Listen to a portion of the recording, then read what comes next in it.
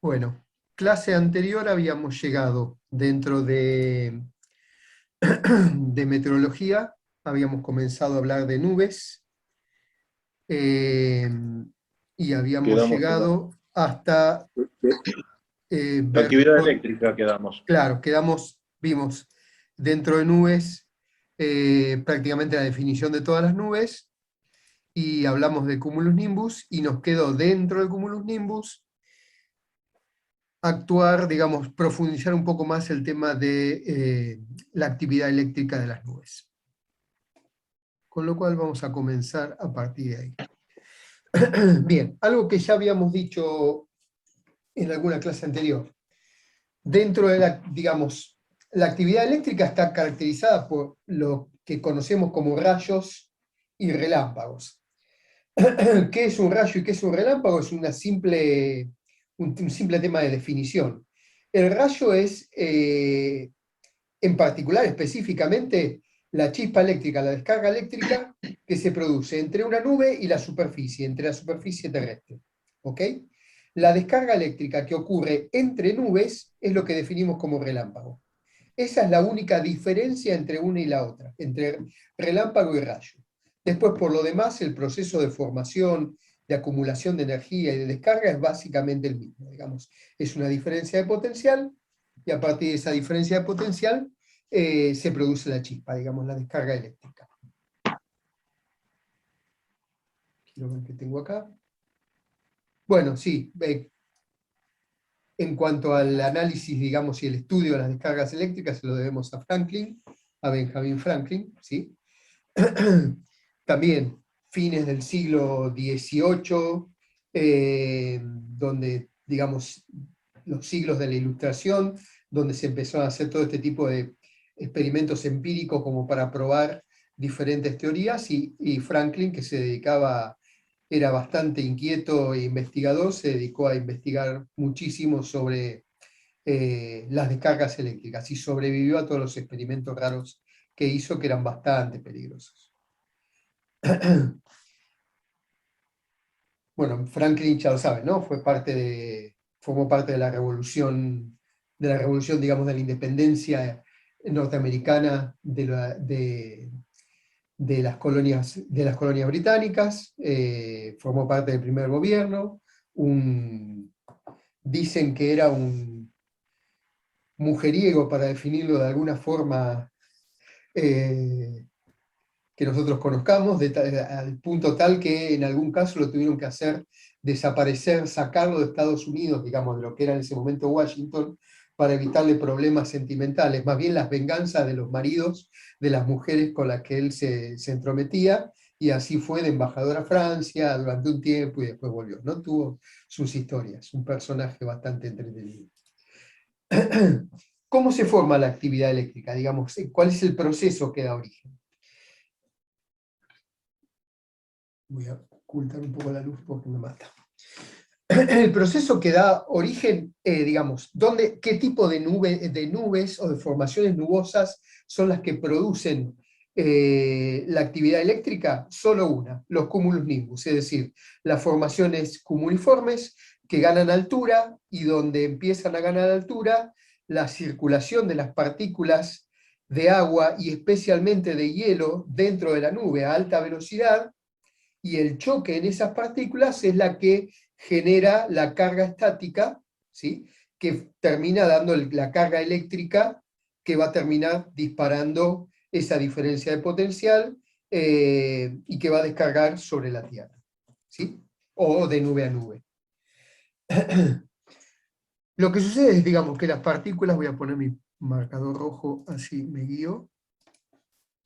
Esas partículas de hielo, digamos, que empiezan a circular, son las que empiezan a chocar entre sí y empiezan a cargarse eléctricamente, de momento que chocan una con la otra, es decir, que generan esa carga estática el momento que chocan una contra otra.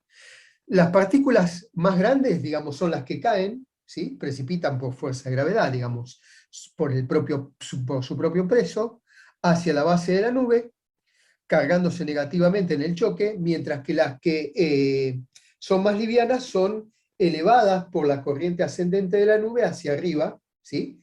Hasta que empiezan a cargar agua alrededor, esa agua se congela una vez que pasa la cota de los 0 grados y empiezan a tomar volumen y obviamente peso y se convierten en las otras en las que bajan. Entonces ese choque entre las partículas que suben y las que bajan es la que le da la carga eléctrica a la nube. Así queda formada una especie de dipolo, digamos, de batería, de pila, o lo que se llama dipolo tormentoso, donde la nube tiene mayoritariamente una carga positiva en su parte superior, por arriba de la cota de los menos 20, menos 30 grados, y una carga negativa en su cota inferior, por debajo de esa altura de 20, 30 grados bajo cero. ¿Ok? Estamos hablando siempre de temperaturas bajo cero. ¿Está?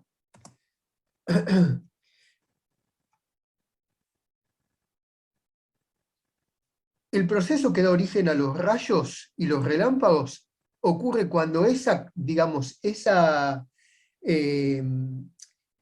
ese proceso de carga eléctrica llega a la cota de los 0 grados. Digamos, es tan grande y tan gigante, donde llega, pasa la cota de los 0 grados. ¿Ok?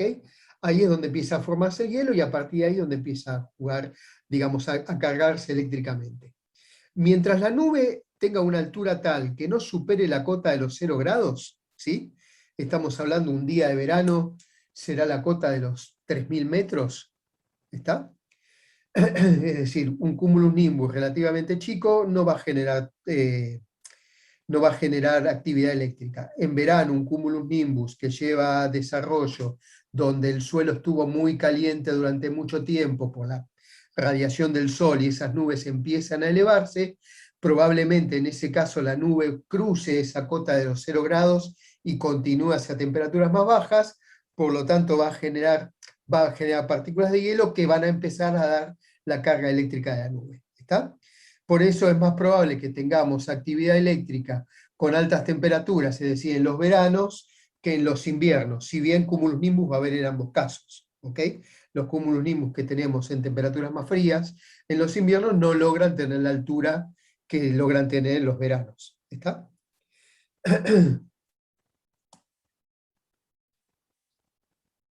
Estos son datos, digamos, genéricos, como para definir qué es lo que ocurre con la actividad eléctrica, digamos, la diferencia de velocidad entre los rayos y los relámpagos.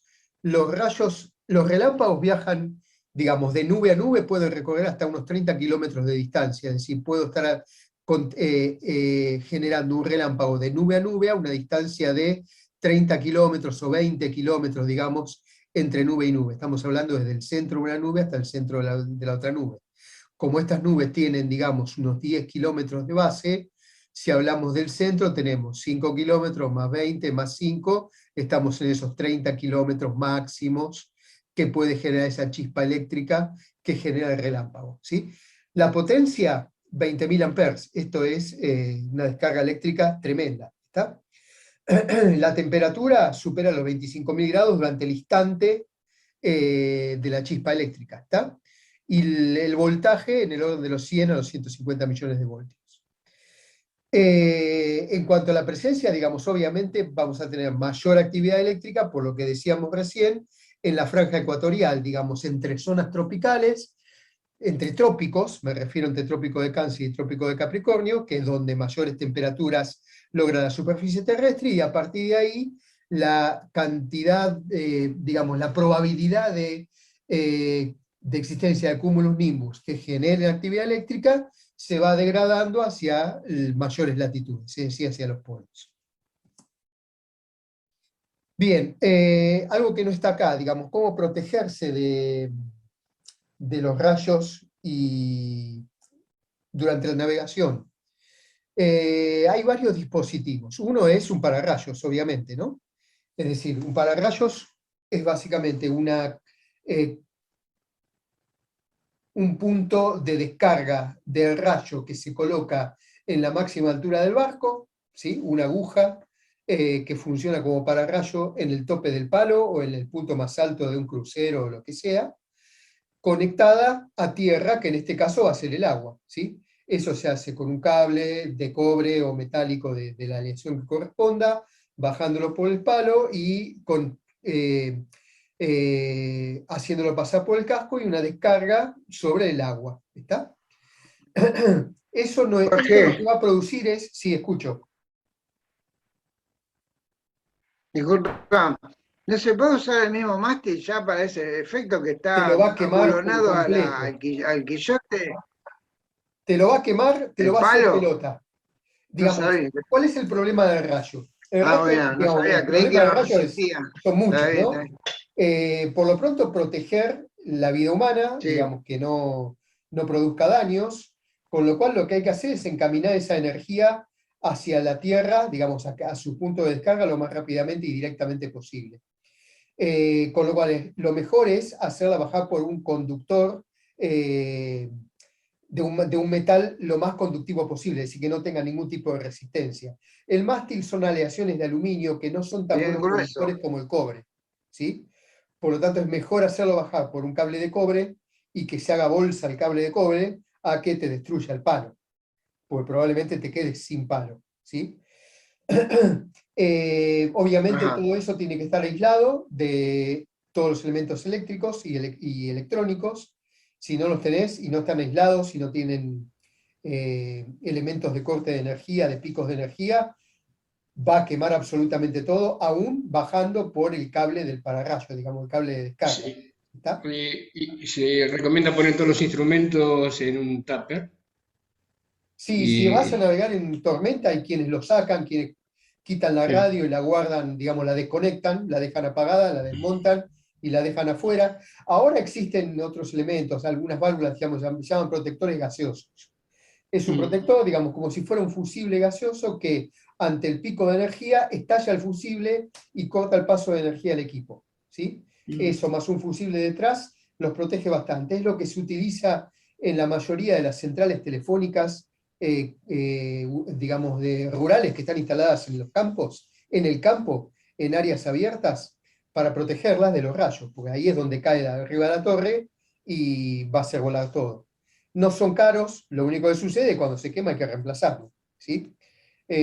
No son elementos caros, sí, se puede instalar fácilmente. Se instala un grupito de bulbos, son como si fueran las viejas lámparas de los televisores de válvulas, sí. ¿sí? Se llaman protectores gaseosos. En cualquier casa de electrónica los van a encontrar. Obviamente ya existen otro tipo de protectores electrónicos, son mucho más caros que los protectores gaseosos. ¿Ok? Eh, hay otro dispositivo que se llama difusor. Estoy tratando de no meter la gamba y decir otro nombre. Creo que se llama difusor, que funciona generando, cambiando, digamos, la polaridad del extremo del palo para evitar que el rayo caiga sobre el mástil, que es el punto más alto del barco. Ojo, no es que en el medio del mar necesariamente el rayo va a caer arriba del mástil. Digamos, la cantidad de reportes de este tipo de accidentes que han existido es mínima, prácticamente tendiente a cero. En medio del mar, lo más probable es que el rayo caiga en el pico, en la cresta de una ola, que en el mástil de un barco, ¿sí? No sucede que esto ocurra. No hay reporte, ni video, ni nada que muestre un barco navegando que le haya caído un rayo encima. Generalmente ocurren cuando están eh, en puerto, en una situación estática, donde están conectados, el barco a su vez está conectado a la energía eléctrica de la marina, es decir, por otras Sí. condiciones, que no están muy claras, pero no ocurre generalmente cuando están navegando. Igual conviene protegerse. El difusor lo que hace es cambiar la polaridad, digamos, la ionización en la punta del palo, con lo cual evita la probabilidad de que caiga el palo. Otra forma es hacer la bajada del cable de cobre por el mástil y utilizar los obenques y los estalles, digamos, todo lo que es el cablerío de metal, también unirlo abajo con un otro cable de metal, como para generar una especie de jaula de Faraday, para que el rayo, una vez que caiga, salga por los costados, digamos, por esa especie de jaula, manteniendo aislado el centro del barco. ¿Qué le puede producir un rayo al barco, más allá de quemar todo el instrumental eléctrico y electrónico? Obviamente, si no tuvo un punto sobre el cual pasar, va a ser un agujero en el casco, buscando el agua, buscando la tierra, y ese agujero en el casco va a terminar generando una vía de agua que va a tener que corregir. ¿Ok? Bien, bueno, hablemos ahora sí de este punto, estamos dentro de lo que es nieblas y neblinas. Tuvimos bastantes casos, varios días de nieblas y neblinas estos días, ¿sí? Las vieron, pasamos algunas fotos, ¿no? De vuelta, acá estamos. La diferencia entre niebla y neblina es simplemente un tema de clasificación en cuanto a la visibilidad que permite. La niebla ocurre o se define como niebla cuando la visibilidad es inferior a los 1000 metros de distancia. Es decir, yo no puedo ver más allá de 1000 metros de mi punto de visión, ¿sí? Y la neblina cuando la visibilidad supera esos 1000 metros. ¿Está? ¿Qué son las nieblas y neblinas? Básicamente son nubes que se forman a nivel del suelo, es decir, a nivel del piso. En vez de ser nubes que están elevadas, son nubes a nivel del suelo, con lo cual estamos caminando o navegando en el medio de una nube. ¿Sí? ¿Cómo se forman esas nubes? Y por diferencias de temperatura entre la masa de aire y la masa y el suelo. En este caso, para los que navegamos, sería el agua. ¿Está? Una es, se puede formar por diferencia de temperatura o aumentando el contenido de vapor de agua contenido en el aire. ¿Sí? Por diferencia de temperatura, porque o el agua está más fría que la masa de aire que está más cálida, que fue el caso de los días que tuvimos estos días atrás, ¿sí? Viento norte, aire relativamente más cálido, agua fría, especialmente en las madrugadas y a la noche, al atardecer, una vez que se está poniendo el sol, ¿sí? Entonces, el aire que circula sobre esa masa de agua fría, la capa que está directamente en contacto, se enfría la capa de aire que está directamente en contacto con el agua fría, ese aire se enfría, la humedad, el vapor de agua que contiene llega al punto de rocío, se condensa y genera esa capa de humedad a nivel del suelo. ¿Sí? Esa es una forma. La otra podría ser al revés, es decir, tener una corriente de aire frío sobre agua cálida. ¿Sí? Ojo, estamos hablando de diferencias de temperatura relativas. Puedo tener el agua a -4 grados, ¿sí? Típico del mar en la zona antártica. El agua de mar tiene una temperatura entre -4 y -5 grados, y una corriente de aire sobre esa capa de agua de 0 grados centígrados. ¿Sí? Hace frío en ambas, hace frío en el agua y hace frío parado en el aire, pero sin embargo el aire está más cálido que el agua. Por lo tanto va a condensar, se va a llegar al punto de rocío y generar nubosidad, es decir, nieblas. Bueno, y la otra era aumentando el contenido de vapor de agua, es decir, aportando humedad a la masa de aire. ¿Sí? Es decir, si esa masa de aire que empieza a circular empieza a hacer una masa de aire más húmeda, por la razón que sea, también va a generar una nube a nivel del suelo que llamaremos niebla o neblina. De vuelta, tenemos varias formas de clasificarlas o de definirlas en función de cómo se generan. En este caso vamos a hablar de nieblas de evaporación y nieblas de convección. ¿Sí? Las nieblas de vapor, ¿tenía algo en el anterior? No.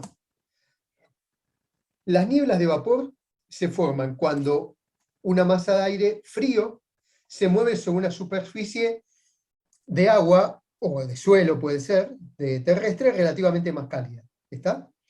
En ese caso, el vapor que se eleva del agua se va a condensar, a entrar en contacto con el aire frío originado, una capa de niebla. ¿Ok?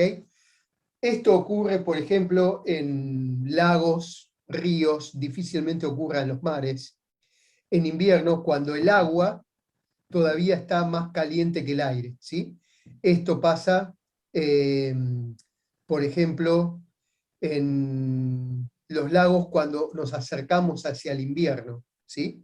En esas primeras horas de la mañana, en fines de otoño, es donde se generan este tipo de cosas. ¿Sí? Y en el mar, cuando ocurre, se la llama humos del mar ártico, chimeneas del mar, humos del Antártico. Fíjense esto. Se ve ahí, ¿no? Esta especie de humareda sobre el agua. ¿Sí? Esto es, el agua tiene mayor temperatura que el aire que está circulando sobre ella. ¿Sí? Fíjense el suelo congelado, nieve, hielo. ¿Sí? El agua no ha llegado a congelarse, probablemente esté en cero o quizás un poco menos. ¿Sí? Y el aire está aún más frío que el agua. ¿Está? En ese caso se produce esa niebla de evaporación. Es decir, la que se evapora, la que se condensa, es la superficie del agua que al entrar en contacto, digamos, como está más cálida, ¿sí? Se condensa al entrar en contacto con el aire frío. ¿Está? Eso mismo ocurre en el caso de las nieblas, de las lluvias y nieblas que ocurren en un frente de tormenta, digamos, en lo que se llama nieblas frontales. Es un proceso muy similar, es decir, por diferencia de temperatura entre una y la otra, entre un lado del frente y otro lado del frente. Lo vamos a ver en más detalle cuando hablemos de frentes. Y las nieblas de enfriamiento, que son las otras, ¿sí? O las nieblas catabáticas, se producen por dos cosas, digamos, en tres casos, que son muy similares y podrían ser hasta compatibles uno con el otro. Voy a poner un poquito de rojo.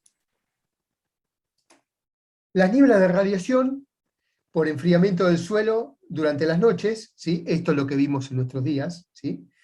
La capa de aire que está en contacto con el suelo va, como el suelo está más frío, va a bajar su temperatura, llega al punto de rocío, condensa, forma nubosidad, y esa nubosidad es la que vamos a ver como nieblas. ¿Está? Y las de advección se forman cuando viento cálido y húmedo transitan la superficie más fría. Estas dos son muy similares, ¿sí? Es decir, las dos se forman exactamente de la misma forma, es decir, por el mismo proceso. Circulación de aire cálido sobre piso frío. ¿Está? El de la niebla orográfica es un poquito distinto, porque esto se forma cuando el aire, una masa de aire húmedo, se mueve por una pendiente, ascendiendo, ¿sí? Es decir, subiendo por esa pendiente, digamos, el chorro de viento necesariamente tiene que trepar por una montaña, por la ladera de la montaña, para poder subir y pasar de otro, como a medida que se eleva, desciende la temperatura, va a llegar al punto de rocío que lo va a convertir en nieblas, ¿sí? Va a descargar toda esa nubosidad, esa niebla, va a quedar del lado de Barlovento, de la elevación de la orografía, y va a terminar pasando seca, ¿sí? Hacia el lado de sotavento de esa montaña, nube o cerro. Claro. Robert, ¿ibas a preguntar algo? No, está bien, va de Barlovento y cae por Sotavento. Sí, Tal cual. perfecto. Rocío y escarcha. Definiciones. Estos son básicamente el mismo proceso a distintas temperaturas. El rocío se produce cuando la masa de aire llega al punto de rocío, es decir, se enfría, ¿sí?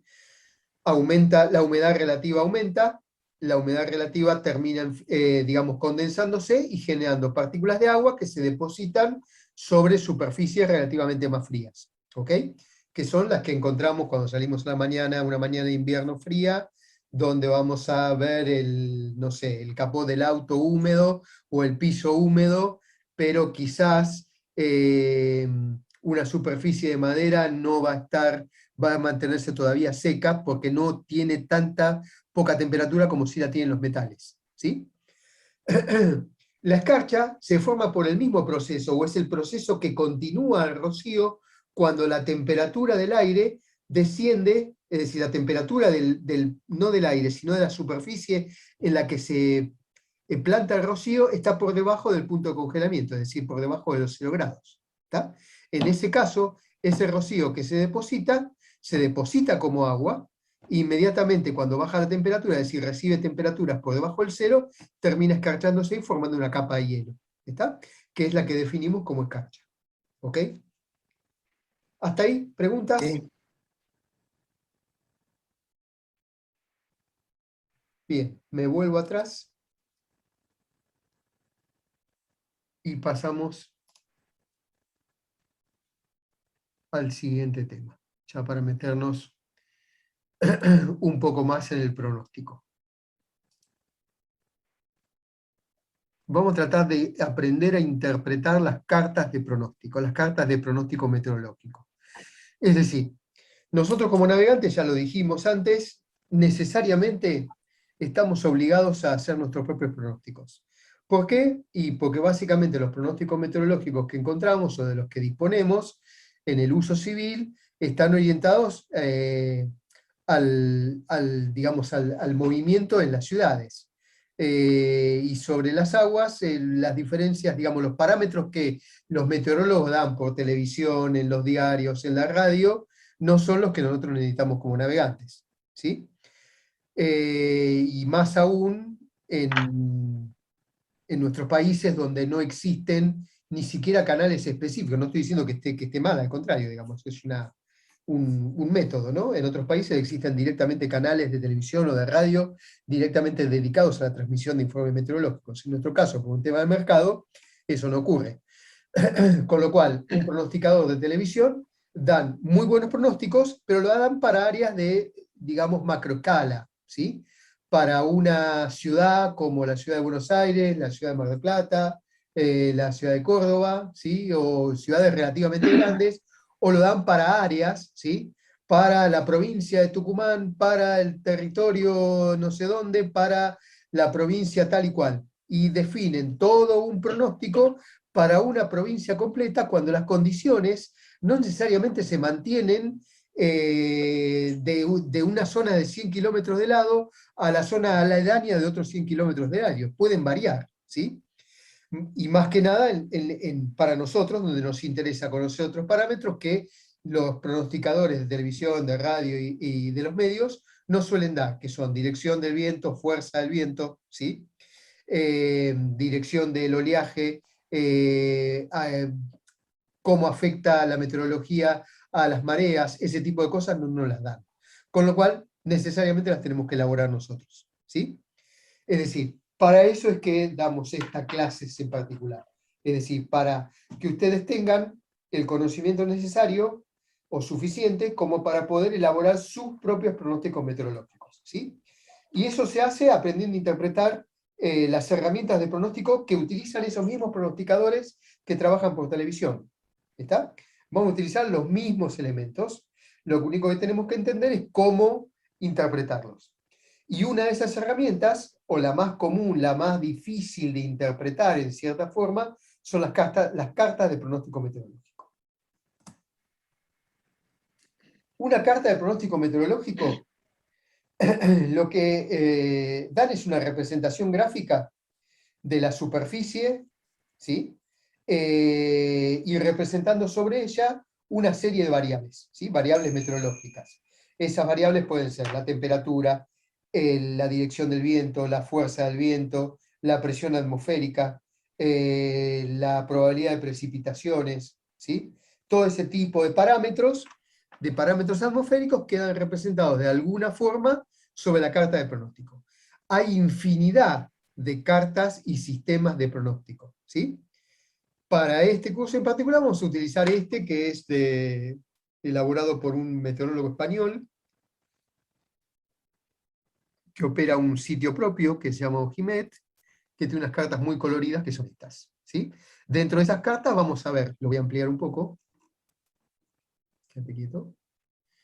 Vamos a ver, con las líneas negras, estas que forman como círculos, isobaras, es decir, campos de presión medidos a nivel del suelo, con sus parámetros en la unidad que el meteorólogo responda, en este caso hectopascales. Las líneas azules me muestran el campo de presión en altura, en este caso en el campo de los 500 hectopascales, que me sirve para entender cómo está la atmósfera, cómo circula la atmósfera a nivel alto y no a nivel de superficie, donde está sujeto a la orografía y al rozamiento. En estas escalas de verdes y azules voy a tener esto, que son la probabilidad, la precipitación en milímetros que puedo llegar a tener pronosticada para cada una de esas zonas. En este azul tendré unos entre 20 y 30 milímetros, en estos verdes unos 2 a 5 milímetros, ¿sí? La capa de grises me da esto, la nubosidad, está el porcentaje de nubosidad, de ocultamiento, y estas flechitas o líneas barradas me dan la dirección y fuerza pronosticada del viento en escala de 5 nudos. ¿Está? Acá me está diciendo que voy a tener un viento sudeste, perdón, de 20 nudos. ¿Sí? En este caso, acá abajo, este es de nor-noroeste, digamos, de 15 nudos. Rayita larga, rayita cortita. ¿Está? En esta no vamos a ver mucho más. Hay otras que son mucho menos complejas, digamos, con menos cantidad de variables, ¿sí? O se producen las mismas cartas con distintas cartas con distintas variables, para no mezclar tantas cosas dentro de la misma. En cuanto a su extensión o tamaño o cobertura, podemos definirlas en 3 tipos. Las cartas sinópticas, las de mesoescala y las de microescala, ¿sí? Las cartas sinópticas son estas, ¿está? Donde lo que dan es una visión general de conjunto a nivel ciclónico, es decir, a nivel de masas de aire, ¿sí? Es decir, para que yo poder, viendo la carta, comprender cuál es la situación de la meteorología, de la atmósfera, a nivel de toda esta zona. Teniendo esto, yo ya puedo hasta hacer un pronóstico con esta sola carta, ¿sí? Sabiendo cómo, dónde tengo las masas de aire, un anticiclón acá, otro anticiclón acá, tengo una baja acá, y conociendo cómo se mueve esto en la atmósfera, puedo hasta pronosticar esto. Yo sé que este anticiclón, que es el migratorio, tarde o temprano va a intentar pasar la cordillera dirigiéndose hacia el noreste, ¿sí? Que esta baja presión que está acá, no le va a quedar otra que aprisionada entre este anticiclón que empuja y este que está quieto, no le va a quedar otra cosa que derivar hacia el sudeste, ¿está?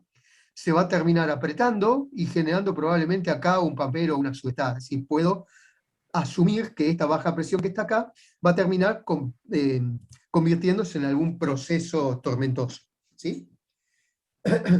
Las cartas de mesoescala son cartas de menor tamaño, ¿sí?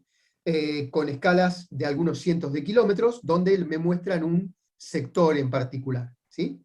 Y las cartas de microescala me dan información de pronóstico para espacios muy reducidos, de 1 a 10 kilómetros de lado, digamos de entre 1 milla a 5 millas de lado, es decir, cartas de pronóstico muy chicas, ¿está?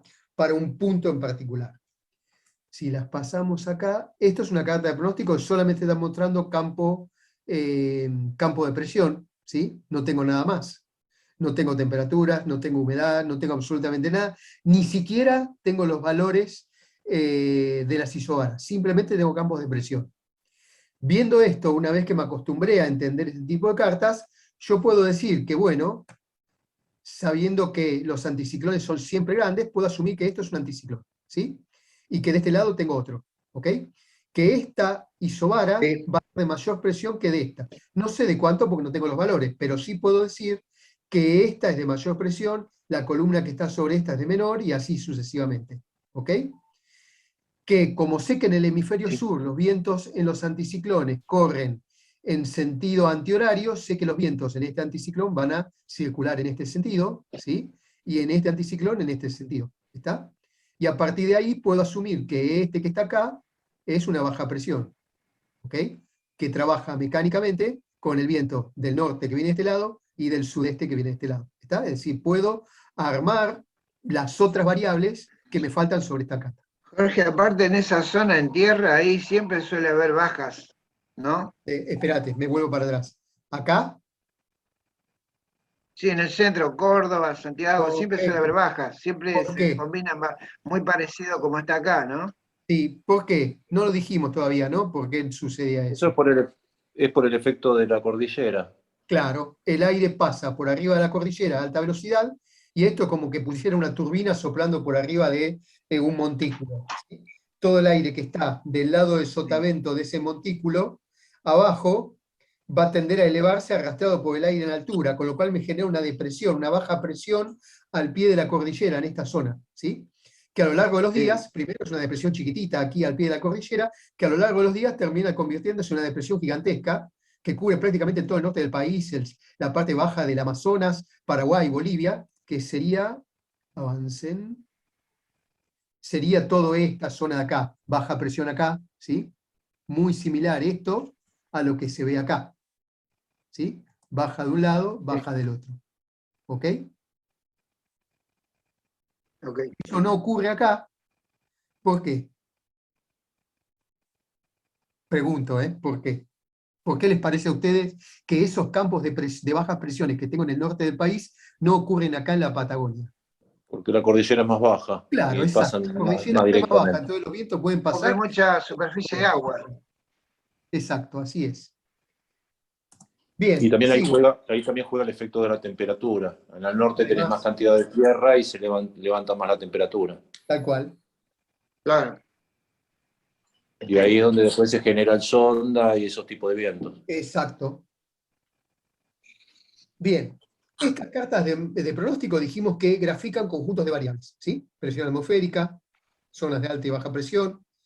Esos datos se toman de sistemas de pronóstico global o de modelos de sistemas de pronóstico global que lo que hacen es entregar una serie de variables en un formato numérico que se llama modelos numéricos, ¿sí? De ahí este nombre de acá arriba, ¿sí? Modelo GFS. Vamos a hablar dentro de un rato de estos. Es decir, esta carta de pronóstico que está acá responden a este modelo, al modelo GFS, ¿ok? Y hay decenas de modelos de pronóstico.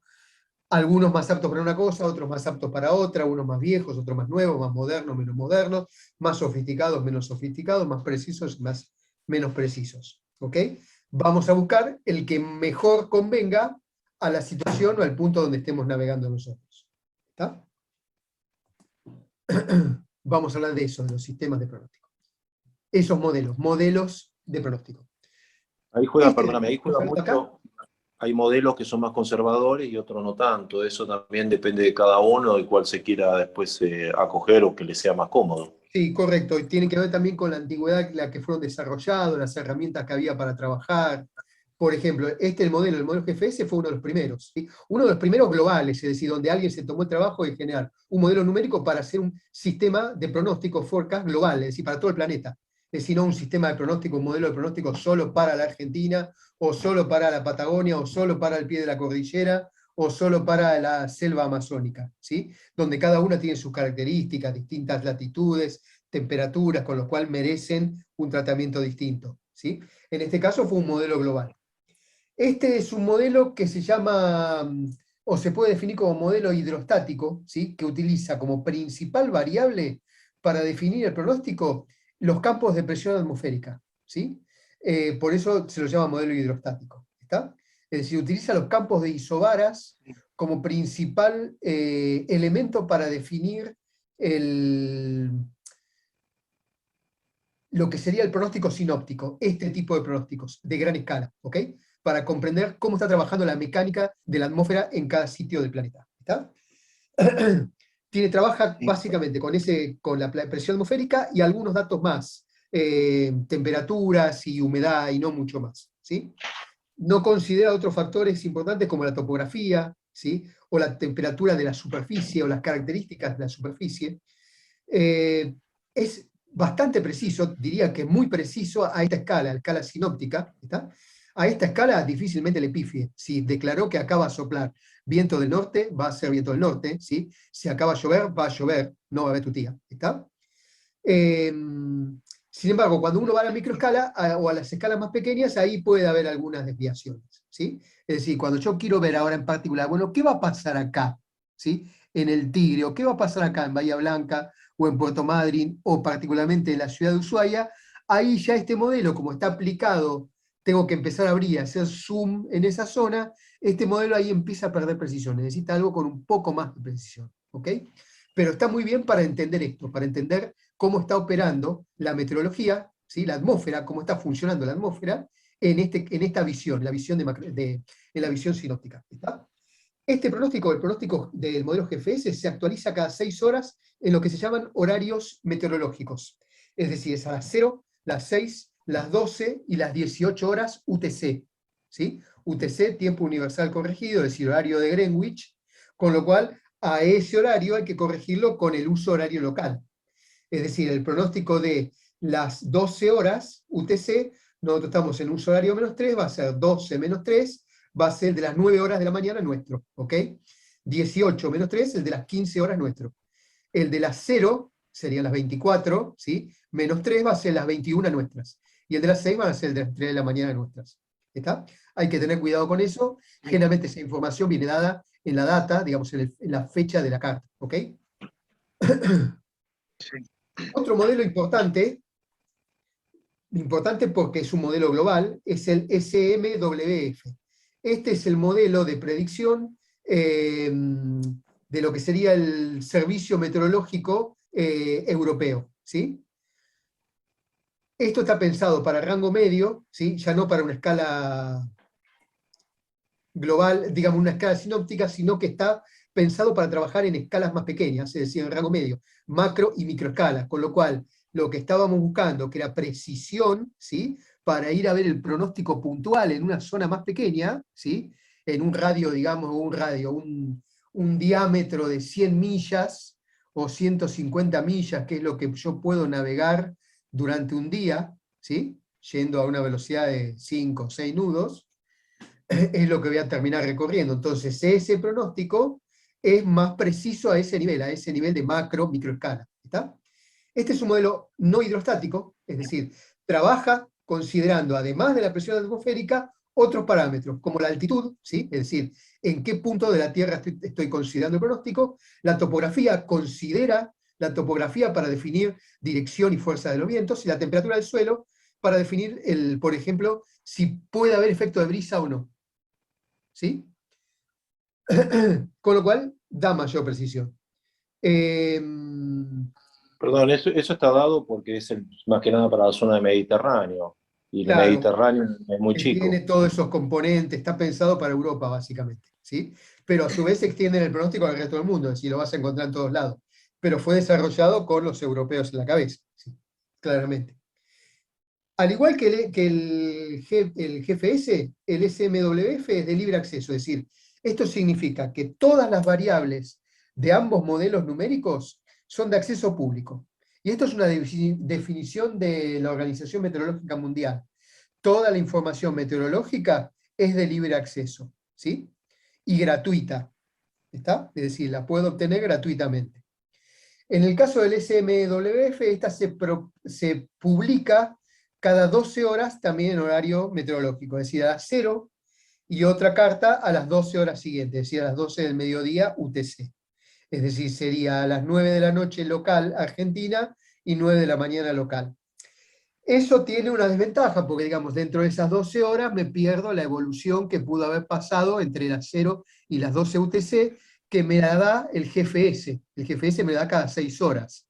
Con lo cual, si yo quiero interpolar, digamos, para entender qué pasó entre las 0, o qué va a pasar entre las 0 de un día y las 12 del día siguiente, ¿sí? Y bueno, ahí puedo combinar entonces las cartas basadas en SMWF y metiendo en el medio, en el horario que me falta, el de las 3 de la mañana sería, o el de las 6 UTC, una carta de GFS e interpolar entre las dos, a ver qué logro entender, qué logro sacar de buena entrega.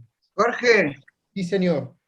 te pregunto, la aplicación que yo tengo tiene todos los, ¿cómo se llama? Los sistemas, pero también hay una posibilidad que es automático, que la aplicación combina todo, entonces. Puede ser o que tenga un algoritmo propio, también es probable, eso ocurre. Muchos proveedores de aplicaciones que dependen de proveedores de información meteorológica trabajan con sus propios algoritmos también. Ah, Windy los tiene, PredictWind los tiene, ¿sí? Estos dos, el Ventuski tiene todos GFS los y sistemas. MWF, los vas a encontrar prácticamente en todas las aplicaciones y sistemas de pronóstico. Después hay otros que son modelos más locales, ¿sí? El ICON, por ejemplo, que es operado por el Servicio Meteorológico Alemán, obviamente pensado para pronosticar en Alemania. El GEM, que es el del Servicio Meteorológico Canadiense. El UKMO, que es de la Organización Meteorológica del Reino Unido, ¿sí? El AXES-G, que es para Australia, o del Servicio Meteorológico Australiano. El ARPEGE, que es de los franceses, es decir, de la misma forma que existe un modelo para toda Europa, Alemania, Francia, España, cada país tiene su propio servicio meteorológico que opera con su propio modelo, ¿sí? En algún caso algunos comparten sus modelos, pero en general son adaptados a la situación en la que están. Nosotros en Argentina Bien, esto es un detalle, digamos. Esto mejora cuanto mayor potencia de computación tengo, ¿sí?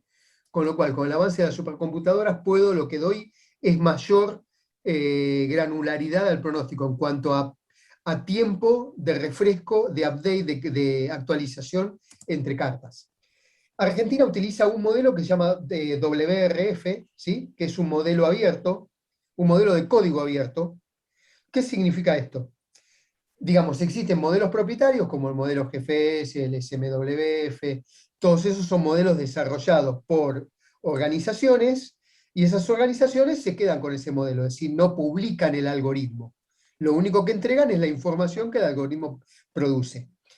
Argentina, en cambio, adoptó otro modelo, que es un modelo numérico que se llama WRF, de código abierto. Es decir, es un modelo desarrollado por la comunidad meteorológica para ser compartido, para que cada organización pueda implementar su propio modelo, ¿sí? Para los que trabajan en sistemas, esto es algo tradicional, qué sé yo, sistemas operativos como el Linux o ese tipo de sistemas nacieron como sistemas operativos de código abierto, es decir, alguien se puso a desarrollar el sistema operativo, lo probó, funcionó y puso a dominio público, es decir, publicó el código de ese sistema operativo para que el resto de la comunidad pudiera utilizarlo. Y el resto de la comunidad, además de utilizarlo, lo mejora, le agrega partes y las comparte con el resto del público. Es decir, no tienen un costo de licenciamiento, un costo de propiedad. Lo mismo pasa con este modelo, ¿sí? El modelo WRF.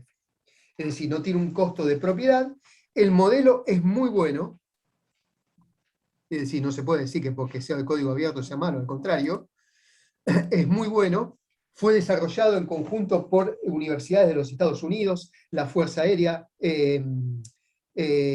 con lo cual es un modelo, digamos, bancado universitariamente y por organismos que hacen buen uso de ellos, ¿no? Esto se ejecuta en una supercomputadora que ahora tiene el Servicio Meteorológico Nacional. Esa supercomputadora lo que permite es tener pronósticos cada 3 horas, ¿sí? Esta es la granularidad de la que hablábamos, ¿está? Si esto se procesa en computadoras de menor nivel, los tendríamos con un espacio de tiempo mucho más amplio, ¿está?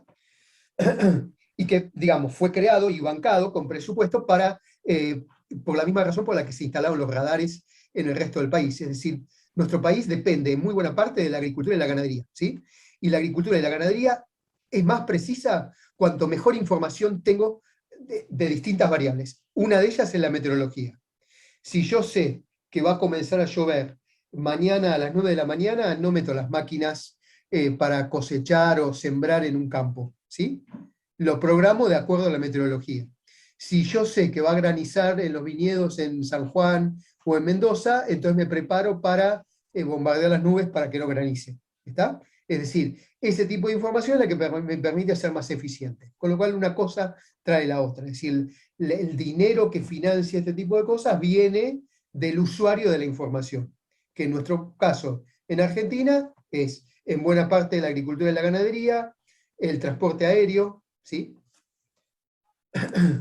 Jorge, Sí, señor. escucha, ¿el servicio meteorológico usa los datos del GFS? Integra también en parte de los datos de GFS, sí. Porque también lo que interesante que pueden hacer es comparar diferentes modelos que usen una base de datos igual. Por ejemplo, que se Claro. basen en el GFS y ves cómo el algoritmo se comporta, porque en algunos te va a figurar una nube más grande, otra más chica, Otra más más viento, chica, menos tal viento, cual. y en función del algoritmo. Sí. A ver, espérate, déjame mirar algo, yo tenía por acá preparado justo. Acá está. Por ejemplo, recién hablábamos de PredictWin, esta es PredictWin. PredictWin acá me está mostrando 1, 2, 3, 4, 5, 6 modelos, ¿sí? GFS, este de acá, ¿lo ven? Lo amplío un poco así, lo ven. No me deja. Tengo que ir acá.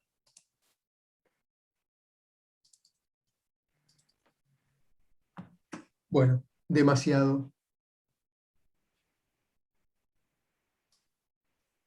Me está mostrando. Me pasé de rosca, ¿no? GFS me está mostrando el modelo europeo. Guapa. me está mostrando Spire, que es otro modelo, y me está mostrando el del Reino Unido, ¿sí? Los puse a propósito para que me los muestre. Sí. Y después además me está mostrando dos modelos propietarios, ¿sí? De PredictWind, la P y la W de PredictWind, ¿sí? De esta aplicación, ¿ok? PWG es el modelo propietario de PredictWind basado en GFS. Y el PWE es el modelo, el algoritmo propio de PredictWind basado en SM del modelo europeo. ¿Está?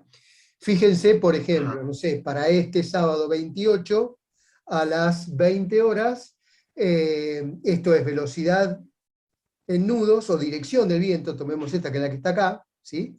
De viento real.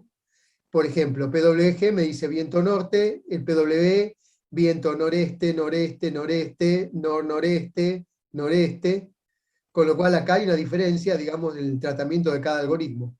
¿Ok? Lo que tengo que empezar a hacer es ver para mi zona cuál de todos estos a lo largo del tiempo, con pruebas empíricas, salí a navegar, tuve viento de tal lado, tal fuerza de viento, bueno, ver estadísticamente cuál de todos estos es el que mejor se adapta para cada zona. ¿Sí? Este es un caso. El otro era Windy, que también escribí cualquier cosa.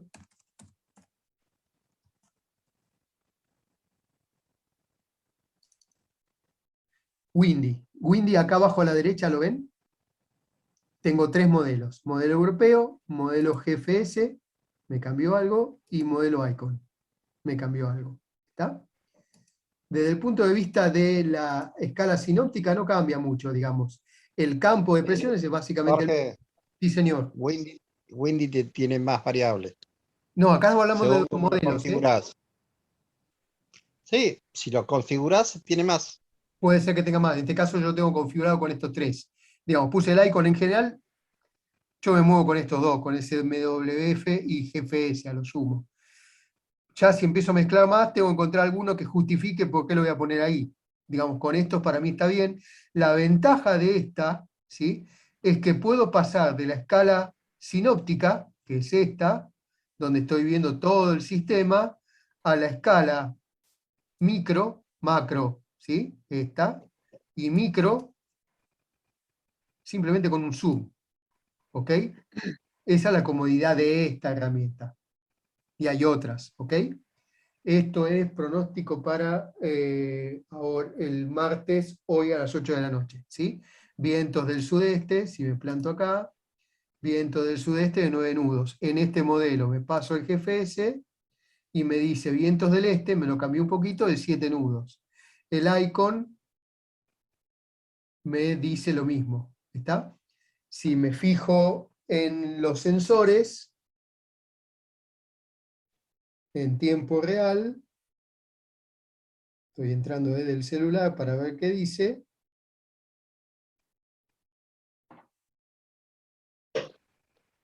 Por ejemplo, en esa zona donde estamos ahí ahora, tenemos vientos del sudeste de 11 nudos, ¿sí? Con lo cual este modelo es el que está más cerca de lo que está pasando en la realidad. Pilote. Y Jorge, la aplicación esa QV, Esa es la que estaba viendo. ¿cómo anda? Anda bien también porque es local. Claro, pero eso ya no es una, digamos, ya ahí no tenés pronóstico, ahí ya lo que tenés es información en Sí. tiempo real, ¿sí? Con minutos Claro. de diferencia, pero te está diciendo realmente lo que pasa. Ajá. ¿Está? Esto es pilote en orden. También está bueno eso. Pilote en orden es un pilote meteorológico, una estación meteorológica puesta en el medio del río, acá, ¿sí? Digamos, entre Colonia y Quilmes, digamos. ¿Ok? Acá me da curva de marea, esto es de las últimas 24 horas, cómo se movió, pero yo quiero ver vientos, ¿sí? Ahora me está diciendo que tenemos vientos del este-sudeste, escala entre 10 y 15 nudos. Y puedo ir a ver el viento de las últimas 24 horas, acá, con toda la curva de vientos. Y ahora tengo vientos del sudeste de 14.8 y ráfagas, no, perdón, vientos de 13 nudos, acá 13,9, con ráfagas de 1016, ¿sí? Esto es sensor, estación meteorológica. Esto me sirve para comprobar lo que el modelo me dice, ¿sí? ¿Ok? Y Sí. lo que tengo acá. ¿Está? Y lo que esta carta me va a mostrar. Argentina, ahora. ¿Ok? Esta carta me dice que para ahora a las 9 de la noche, es decir, dentro de una hora, ¿sí? En esta zona, Río de la Plata, deberíamos tener, fíjense, esta isoara, la línea negra, ¿sí? Esta es de 1016, esta es de 1012, con lo cual acá tengo un campo de mayor presión que este, con lo cual el aire tiene que salir tangencialmente a esta línea, ¿ok? Por lo que vimos del movimiento del aire, del movimiento del viento, en la clase pasada, ¿sí? Supergeostrófico, sale de la masa de aire tangencialmente, cruzando tangencialmente las isobaras hacia las bajas presiones. Con lo cual, si yo tengo que pronosticar acá, para esta microescala, para Río de la Plata acá, vientos del sudeste menores a 15 nudos, porque este muchacho, el que hace Ojimet, ¿sí? No anota vientos inferiores a 15 nudos en sus cartas. Entonces tengo que asumir que hay menos de 15 nudos, ¿sí? Y si voy a ver eso aquí, es lo que me estaba diciendo, ¿está? Vientos del sudeste de 14, 15 en ese nivel, ¿está? Si me voy más abajo, acá a Puerto Madryn, tengo esta isobara 1008, 1004 baja presión acá, ¿sí? Con lo cual tengo las altas presiones arriba. Es decir, el viento tiene que estar saliendo tangencialmente, cortando las isobaras en este sentido, con lo cual acá en esta zona deberíamos estar teniendo ahora vientos del oeste-noroeste, ¿sí? Noroeste, también inferiores, y acá podría estar en los 15, por arriba de los 15 quizás. ¿Sí? No tengo una estación meteorológica para ver ahí. Federico, ¿vos tenés algo? Sí, en la página del puerto, en meteorología.appm, ahí lo ven en tiempo real, se actualiza cada 5 minutos, tienen la estación en la punta del muelle Storni. APN. Ahí te paso el link. Dale.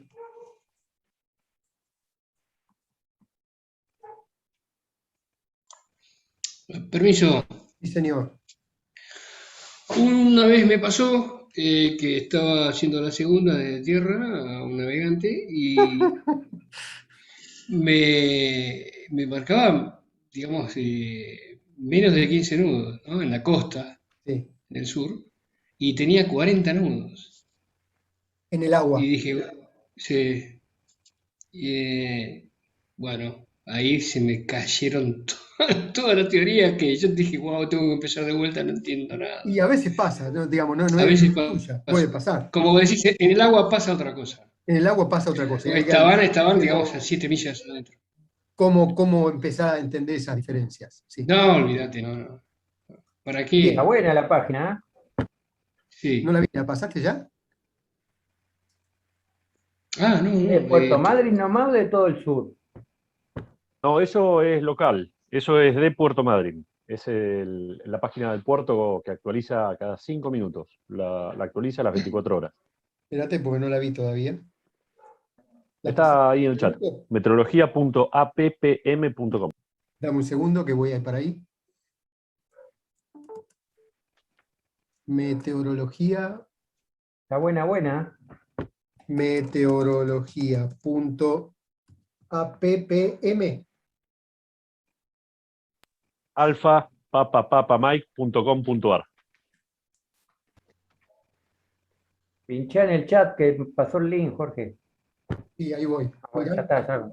tal cual, mira, vientos del oeste-noroeste y 8, 6, sí, 9 nudos. Con lo cual la carta de pronóstico no estaba tan mal, es decir, podemos interpretarlo a partir de ahí. ¿Ok? Interesante, me la guardo para verla después. De altura de marea, mirá qué bien. Bárbaro, fabuloso. Y presión, ¿cuánto decía? 1007, 1008, digamos. 1008, mira. Bien, perfecto. Creo que esa estación está en la punta del espigón de Alvar. Mirá. Bueno, sigo con esto. ¿Hasta ahí preguntas? ¿Estamos? Perdón, Jorge, tengo unas. Vuelvo. Decime. Che, consulta. Todo esto es a nivel de superficie y la clase pasada habías dicho que hay que sumarle siempre a los vientos unos nuditos más cuando estás en el mar. Cuando ¿Es estás así? en el mar, en general, sumale un poquito más, especialmente en el GFS, ¿sí? En este modelo, sumale un 10, 15, un 20% más, no está de más. Ok, perfecto. ¿Sí? Gracias. Bien, para completar esto, digamos, esta carta meteorológica en particular, ¿sí? Nos están dando información, digamos, de la tropósfera, que es donde ocurren todos los fenómenos meteorológicos que nos afectan a nosotros, ¿sí? Por un lado, todo lo que estamos viendo acá, en esta carta en particular, se combinan datos de nivel de superficie, isobaras, lluvias, vientos, ¿sí? Y de altura, en capas medias, no me muestran capas más altas, esta la tengo que ir a buscar a otro lado, ¿sí? En capas medias, lo que van a dar es los parámetros en la capa entre los 3.000 y los 7.000 metros, generalmente la media de esta, que es los 5.000, 5.500 metros. Y después existe otra capa más, que es en niveles más altos, por arriba de los 7.000 metros, tipo cota de 8.000 metros, ¿sí? A nosotros, digamos, para entender cómo va a funcionar la meteorología a nivel de superficie, nos va a ser útil esta capa, la capa de los 5.500 metros. Y en particular esta línea, que es la que en todas las cartas va a aparecer con resaltada, que es la isoísta del plano medio de presión en esa altura, ¿sí? Que están en los 500, 552 hectopascales. ¿Está? ¿Qué es esta? De la misma forma que decimos que en superficie el plano medio de presión está en los 1013 hectopascales, en esta altura, en los 5.500 metros, el plano medio está en ese plano, los 552 hectopascales. ¿Está? Y es importante porque acá, a esa altura, no hay nada que interrumpa el paso del viento, excepto las cordilleras, que acá se ve, digamos, esa línea azul, se tuerce y hace unos dibujos raros, porque tiene que pasar por la cordillera. Pero en general, lo que me importa es el recorrido. Y como sé que en esta latitud, ¿sí? Latitudes medias, el viento en nuestra zona corre de oeste a este, ¿sí? Son los famosos westerlies, lo que me va a dar es en qué dirección se mueve el aire en altura. Y a su vez, sabiendo de dónde proviene, si ese aire proviene de mayores latitudes o de menores latitudes, si ese aire que está en altura es más cálido, ¿cómo es en realidad su temperatura respecto de la temperatura del aire que está en superficie? Si es más o menos cálida en relación de uno con el otro. ¿Sí? Vamos a explicarlo después cuando hablemos de frentes, ahí se va a entender mucho más.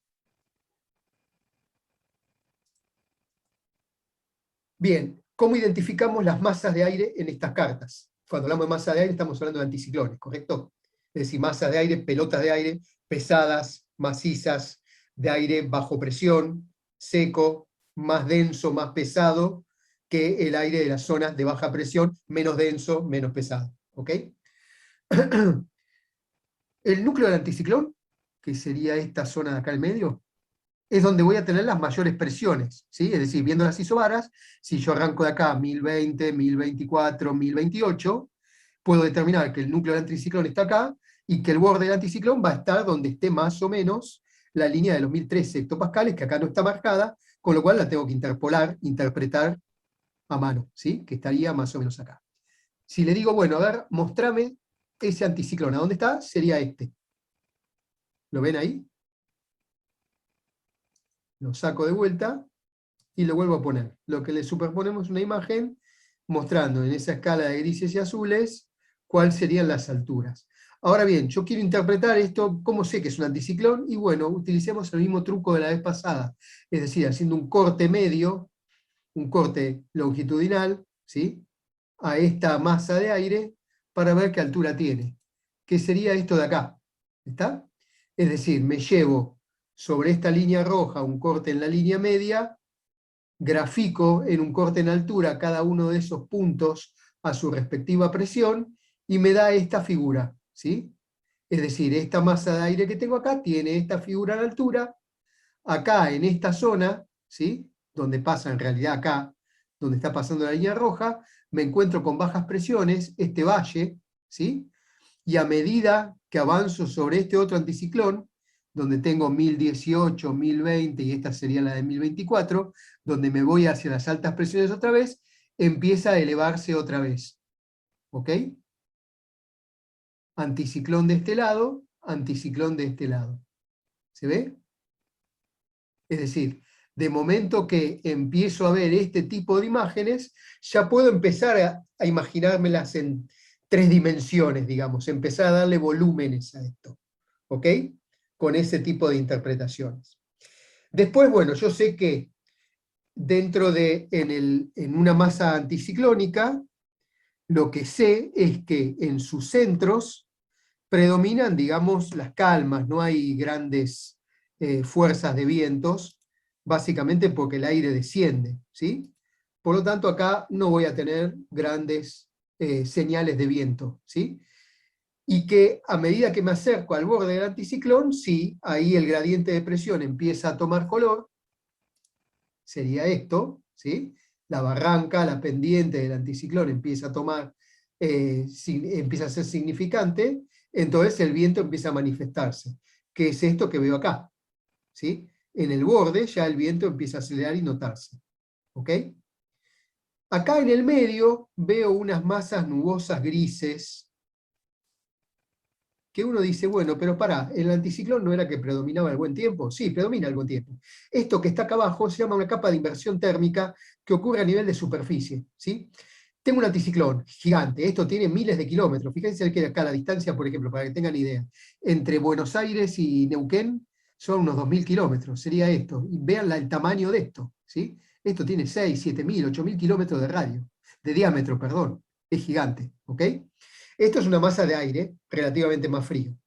El Sol pasa directamente a través de la masa de aire, choca contra la superficie del agua, la calienta, se evapora la superficie del agua y choca contra el piso de esta masa de aire, de este anticiclón, que está frío, se condensa y me genera esta nubosidad en superficie. Eso es lo que se llama una capa de inversión térmica, ¿sí? Es decir, tengo una temperatura relativamente más elevada entre la superficie del agua y los 500, 600 metros de altura, a partir de donde empieza el piso del anticiclón en sí mismo. ¿Ok? Donde sí ahí voy a tener cielo despejado. Es decir, para el que está volando a través del anticiclón, cielo despejado sin una nube, al contrario, va a haber nubosidad en superficie, ¿sí? Para el que está navegando a nivel del agua, va a tener un cielo más bien grisáceo, con algunas nubes bajas, tipo estratiformes, ¿ok? Acá no, acá sí, acá ya hay una zona, digamos, cuasi frontal, llamémoslo de alguna forma, convectiva. ¿Está? Jorge, Sí, señor. hago una consulta. ¿Cuándo un anticiclón o una masa de aire se deja de ser un anticiclón grande y pasa a ser un pantano barométrico? Ah, lo ¿Cuánto es vimos la la vez distancia? pasada, o pasó la semana pasada o la otra.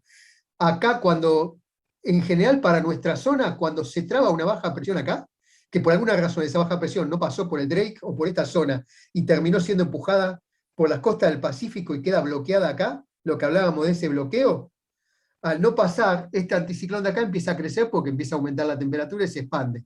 Y esta zona de acá, donde son todas bajas presiones, termina siendo lo que se llama un pantano barométrico, ¿sí? Esos Ahí días donde, pesados, que donde no se aumenta. sabe si llueve, de bajas presiones, en realidad parece que nosotros llamamos días pesados, pero son días de bajas presiones, ¿sí? Son esos días de mucha neblina. De niebla, sí, pesado, que no sabes si llueve, se te pega la ropa, y duran como una semana, son productos en nuestra zona de esos bloqueos acá.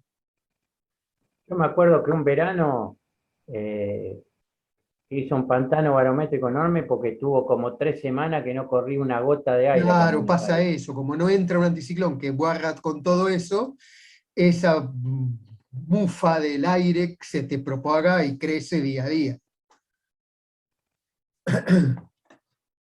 Bien, veamos cómo se mueve ese anticiclón, ¿sí? Ya lo tenemos marcado, es decir, lo definimos en la transparencia del slide anterior, digamos, esta era la forma, en este caso lo que tenemos acá marcado, no es el anticiclón en sí mismo, sino resaltado el borde, esta línea negra, en lo que serían los 1013 hectopascales medio de presión, ¿ok? Bien, si ahora a esta carta, que es de las 0 horas del martes 29 de agosto del 2017, le empezamos a superponer arriba las cartas que siguen, ¿sí?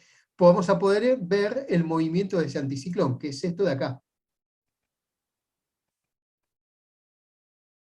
¿Ok? Y ahí vimos cómo ese anticiclón que estaba acá atrás, se desplazó, se coló por donde pudo a través de la cordillera, donde la cordillera es más baja, empezó a avanzar hacia este rumbo, hacia el noreste. Como tenía esta baja acá en el medio, ¿sí? No le queda otra, esa baja, digamos un campo de baja presión, no le queda otra que empujarla y encapsularla. Ahí se convirtió en una ciclogénesis, ¿sí? Vuelvo para atrás. Mientras el otro anticiclón que está del otro lado le aguanta la presión, ¿sí?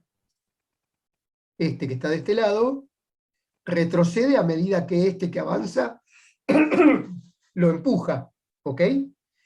Como el viento está en los anticiclones, el hemisferio sur gira en el sentido antihorario, pongo mi puntero rojo, así se ve, acá, el hemisferio sur gira en este sentido, ¿sí? Es decir, este que es el borde de ataque del anticiclón, está girando en este sentido, ¿ok? Y este, que es la parte anterior, o posterior, digamos, del semipermanente, gira en este otro sentido. Esta zona de baja presión que está acá en el medio no le queda otra que girar mecánicamente respondiendo al movimiento de las masas de aire que tiene un lado. Pobrecita, ¿cómo la deforma? Este anticiclón no le queda otra que girar. Y acá es como que yo tuviera una pileta de agua, ¿sí? Y empezara a hacer con el dedo a revolverla, ¿sí? Lo que va a hacer esta zona de baja presión es profundizarse, como cuando le saco la tapa a la pileta de la cocina y veo cómo se genera el cono de baja presión que se lleva el agua por la rejilla, ¿ok? Fíjense, voy a pasar al anterior. Esto era anticiclón de un lado, anticiclón del otro, ¿sí? Y este es el valle o vaguada, ¿sí? De esta zona de baja presión. Montaña, montaña, vaguada, ¿sí? La vaguada, el valle entre dos montañas en nuestros cerros, típico término de nuestra zona, ¿está? Esta zona es donde están ocurriendo las bajas presiones. Esta, que es la que avanza, no le queda otra que hacer girar el aire que está acá, y a medida que lo aprieta, cada vez gira más rápido, con lo cual se profundiza y termina convirtiéndose en eso que llamamos una ciclogénesis, es decir, la génesis, el inicio de un ciclón, ¿sí? Un ciclón sería una especie de mini huracán, de hecho se llaman ciclones extratropicales porque ocurren del trópico hacia afuera, es decir, hacia abajo, ¿está? Entonces, eso que vamos a ver ahí, como empieza a encapsularse, cerrarse, aumenta el gradiente de presión, ¿sí? Se la lleva, ¿ok? Y acá un anticiclón terminó metiéndose e integrándose con el otro. ¿Está? ¿Se entendió eso? ¿Cómo avanza este anticiclón? Todos los anticiclones que pasen por debajo de la cordillera van a hacer más o menos este movimiento. Es decir, desde el oeste hacia el este, más bien hacia el noreste. ¿Ok? Y Jorge, Sí, señor.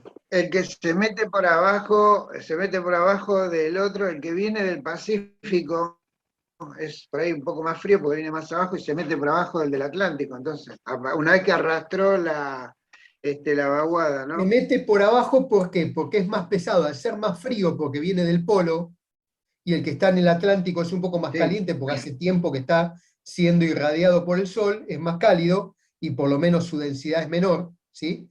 El que es más frío y más pesado va a terminar atropellándolo y metiéndoselo por abajo, ¿sí? Como si mezclara una burbuja de aire de agua con una de aceite. La de agua, que es más densa, se va a meter por debajo de la otra que es más liviana. ¿Está? Y elevándola. Acá va a pasar lo mismo. Y en esa zona de contacto entre las dos masas de aire de distintas características es donde ocurre lo que llamamos el frente, ¿sí? La zona frontal. ¿Está? Sí. Bien. Paso a la otra que ya me perdí donde estábamos. Acá. Bien, hasta ahí identificamos una masa de aire. Vamos a identificar las de baja, que ya la vimos, era esta que estaba acá, ¿sí? En nuestra zona, digamos, hay dos zonas generadoras, o digamos, de donde podemos ver el inicio o la aparición de bajas presiones. Por un lado está lo que se llama la zona cordillerana, digamos, el centro-norte del país al oeste, ¿sí? Es una zona generadora de bajas presiones, es decir, este campo de baja presión acá, ¿sí? Por el pasaje de aire a alta velocidad en altura, que me genera una depresión en baja altura aquí, que comienza siendo pequeña, digamos, esto es cíclico, ¿no? Arranca siendo de bajas presiones locales, 1500 kilómetros al pie de la cordillera hacia el este, ¿sí? Y después, con el paso de los días, va extendiéndose hasta llegar prácticamente hasta el centro de Brasil, ¿ok? Que es lo que vemos acá. Sería este campo de bajas presiones, ¿ok? Y en cuanto a alturas, lo mismo que mostrábamos antes. A diferencia de la otra carta, fíjense acá esta caída, ¿sí? Acá estamos graficando presiones, ¿correcto? Es decir, isobaras, campo isobárico. ¿Está? Y decíamos que el gradiente de presión era la pendiente de ese campo isobárico. Fíjense esta pendiente. Es un acantilado, una cascada, una catarata, ¿sí? Cuando el aire cae por acá, cae a altísima velocidad, cae prácticamente verticalmente, ¿sí? Este tipo de catarata, este tipo de campo de presión, es el que genera el viento sonda, ¿sí? El viento sonda se caracteriza ¿por qué? Por ser un viento seco. ¿Por qué? Porque el aire dejó toda la humedad del lado de Barlovento de las montañas, del lado de Barlovento de la cordillera, pasa seco a nuestro lado. Con lo cual el aire que cae es seco, primera característica del sonda. Luego cae a alta velocidad, 80, 50, 100 kilómetros por hora. Por esto, por la pendiente del gradiente de presión, ¿sí? Y después cae cálido. ¿Por qué? Porque está siendo irradiado por el sol que mientras cruza las cordilleras, ¿ok? Le levanta la temperatura. Y después arrastra polvo y todo lo demás, que es lo que va arrastrando a medida que cae por esta montaña de tierra, ¿ok? Esto también es una vaguada y acá empieza a elevarse el anticiclón del otro lado. ¿Está? La otra zona generadora de bajas presiones es esta, el cinturón de bajas circumpolares, donde cada tanto alguna puede desplazarse un poco más alta y cruzar por el medio de la cordillera o trabarse en las costas de Chile y quedarse ahí bloqueando el pasaje de otros anticiclones durante algunos días. ¿Está?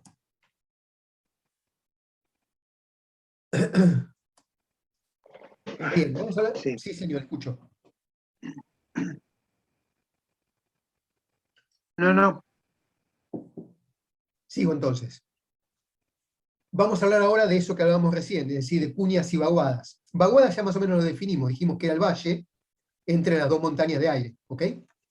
En este caso, acá lo puedo definir como, si tengo el anticiclón de este lado,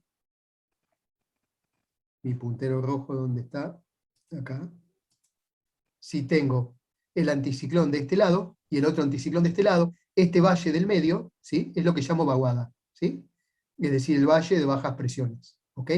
Y la cuña es la protuberancia, digamos, el extremo de la masa de alta presión que avanza y que va a entrar a meterse por debajo, como una cuña cuando la pongo por debajo de la puerta para trabarla, se va a meter por debajo del otro masa de aire levantándola, ¿sí?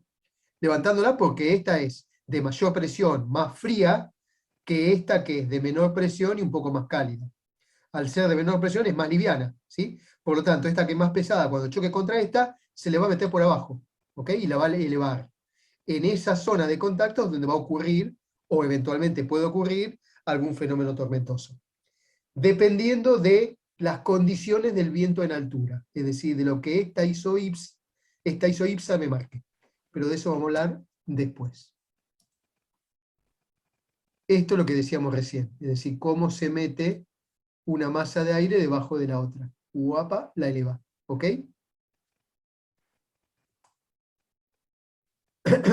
Hablemos ahora de esto, del viento a niveles medios.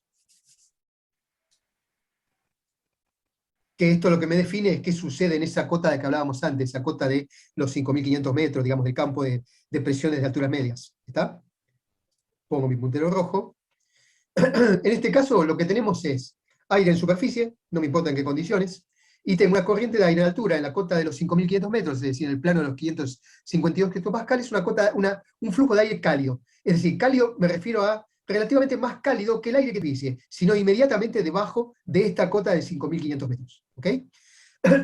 Al ser perdón, aire relativamente más cálido, lo que va a tender es a elevarse, ¿sí? Y de momento que se eleva, lo que va a hacer es provocar la convectividad del aire que está en las cotas de aire, las capas de aires inferiores, elevándolo, ¿sí? A medida que ese aire se eleve, necesariamente, como se eleva en altura, va a disminuir su temperatura, condensar el vapor de agua que tiene dentro, ¿sí? Que tiene contenido en la masa de aire, y generar nubosidad, ¿ok? Si genera nubosidad, hay probabilidad de precipitaciones y todo lo demás. Dependiendo de la velocidad a la que se eleve, va a ser la altura que van a lograr estas nubes, ¿sí? Si van a ser meros cúmulos en superficie, o si se van a convertir en cúmulos nimbus, y provocar tormentas pesadas de lluvia dura, granizo y toda su parafernalia, ¿ok? Perdón, y eso es lo que en los niveles ecuatoriales genera las calmas. Claro. En el centro en el Ecuador, esto te ocurre a nivel de superficie, ¿sí? Con lo cual acá no tenés vientos, digamos, de los laterales, sino que tenés más bien circulación ascendente. Por el contrario, si el aire en altura fuera una corriente de aire fría, digamos, relativamente más fría que el aire que tiene inmediatamente debajo, ¿sí? Este aire lo que va a hacer es caer por su propio peso. Al ser más frío, más denso, es más pesado y cae, ¿sí? Aprisionando el aire que encuentra en las capas inferiores.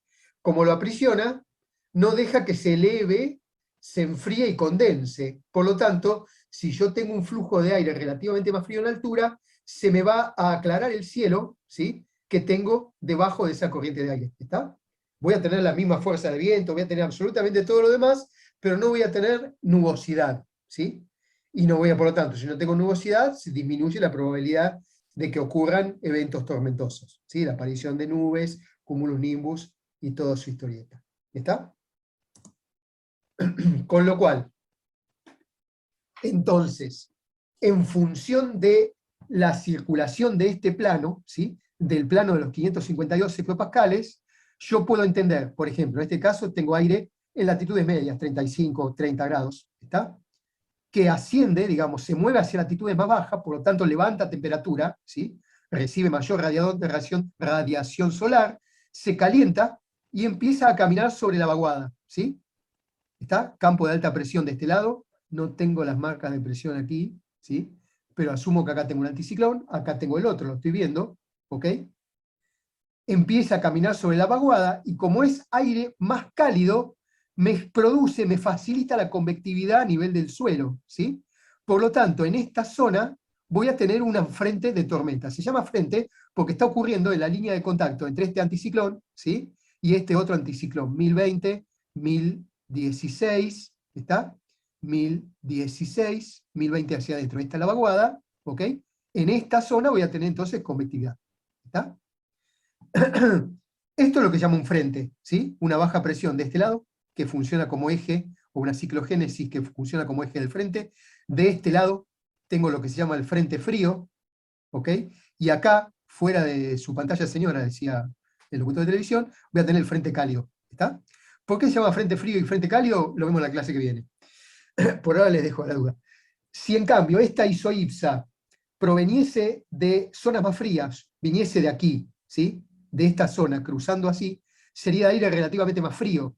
Por lo tanto, cortaría la vaguada por el medio con aire más frío, reteniendo, digamos, conteniendo la convectividad. Entonces tendría el mismo tipo de frente, pero sin tormentas, ¿sí? La situación frontal existiría, las mismas características de viento, todas las funciones de un frente, las características de un frente, pero con tormentas prácticamente inexistentes en esta zona, solamente las voy a tener acá, alrededor de la baja presión, ¿sí? Esto lo tengo que empezar a interpretar en las cartas, no me queda otra, por más que lo veamos ahora teóricamente, si no empiezo a jugar, a leer las cartas, depende del tiempo. Esta es la otra, ¿sí? Es el otro ejemplo. Aire relativamente más bajo, si bien acá la barrita gris esta de nubosidad sigue extendiéndose, sin embargo la actividad queda limitada a donde el aire frío la deja actuar, ¿ok? Relativamente más frío. Bueno, para terminar, veamos cómo se reciben esos pronósticos, esas cartas de pronóstico cuando uno está navegando, ¿no? Hay varias formas, obviamente. Una es por radio, si uno tiene conexión, si uno está haciendo navegación costera y tiene cobertura de red celular y tiene internet, los va a recibir, los va a bajar por internet. Si estoy alejado de las zonas costeras y no tengo cobertura de red celular, lo puedo recibir por radio, o lo puedo recibir por una comunicación satelital, es decir, por internet, a través de una comunicación satelital, ¿sí? Que hoy no son tan caras ni tan inaccesibles para el usuario medio. Los proveedores de las cartas de pronóstico para nosotros son el Servicio Meteorológico Nacional, por supuesto, que tiene buena información meteorológica.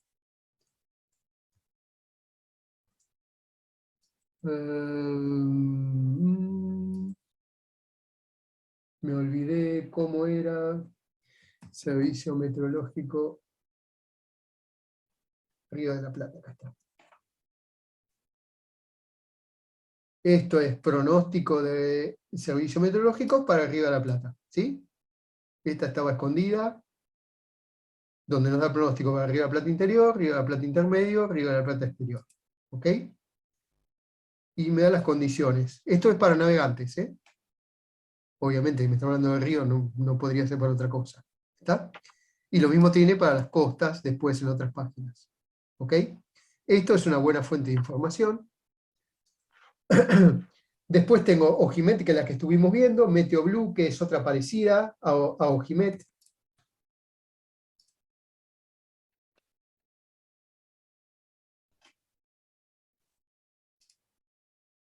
Ábrete, Sésamo.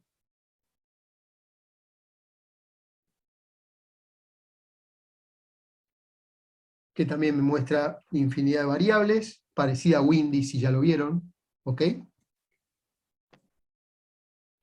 Para Brasil, el Servicio Meteorológico de Brasil, digamos si vamos a navegar en costas brasileras, el Servicio Meteorológico del Instituto Nacional de Meteorología de Brasil también provee información accesible vía internet.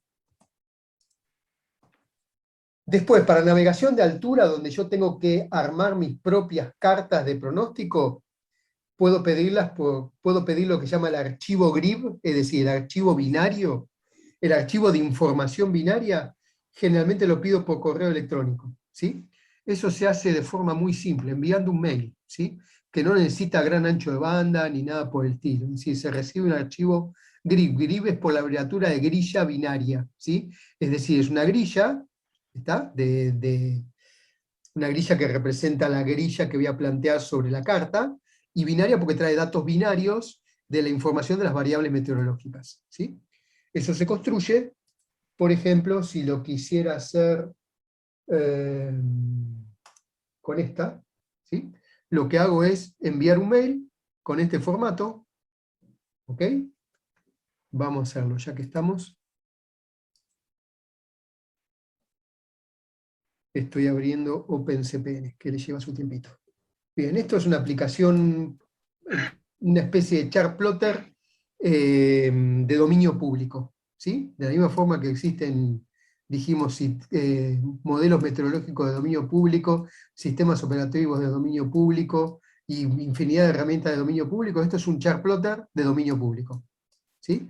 Donde en este caso lo que tengo cargadas son cartas del Servicio de Hidrografía Naval, es decir, cartas argentinas, y lo que voy a hacer es, bueno, me voy a poner acá, voy a achicar un poquito, ahí. Le voy a pedir información meteorológica para todo lo que tengo en pantalla. Entonces, me voy, ¿dónde estás? GRIB. Aquí, le digo, bueno, start a request, es decir, iniciar un pedido. Me abre el correo. Un segundo, porque me lo abrió en la otra pantalla. Vengo acá, ¿ok? Y lo que va a enviar es este mensaje de correo. Le digo enviar, continuar, y lo que hace es construirme en la aplicación de correo que tengo configurada en mi máquina. Voy a cambiar la cuenta de correo para no usar la de la empresa, y voy a utilizar mi cuenta de Gmail, ¿sí? Mi cuenta de Gmail, que se la envía a esto, a Query Sales Docs, con este mensaje, ¿sí? Quiero uno en modelo GFS para la grilla que va entre los 33 sur y 36 sur de latitud, 59 oeste y 54 oeste, con esta granularidad que son una serie de parámetros. Envío el correo, send anyway, porque me dice que quiere guardarlo porque no tenía sujeto, digamos, objeto del mail, digamos, título del mail. Y ahora espero que me devuelva la información. Abro mi correo.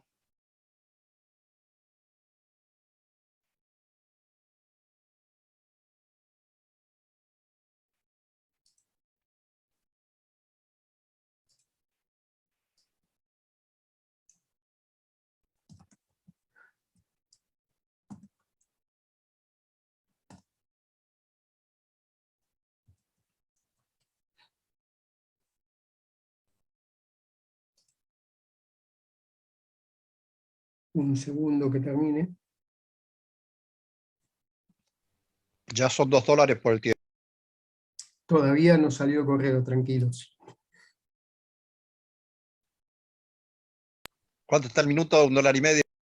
No, mucho menos. Estás hablando de, ponele, con toda la furia, $50 de abono mensual, libre de tráfico.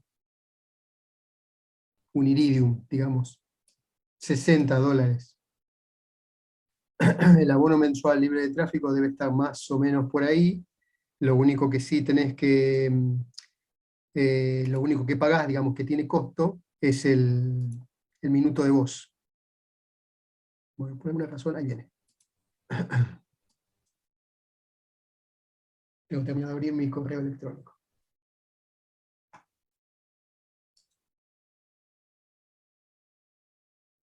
Siempre la plata. ¿Y dónde está el amor? Digamos, la información es gratis, ¿sí? Ahora, ¿cómo la obtenés? Eso no es gratis. Digamos, ahí sí siempre tenés un costo asociado. Lamentablemente, no hay tutía.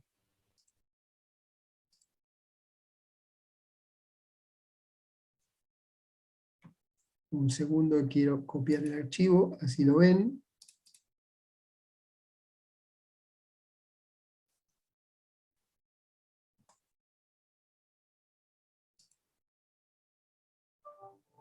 Perfecto, ahí llegó. 2 veces. Perdí mi mouse. Cierro uno. Cierro el otro.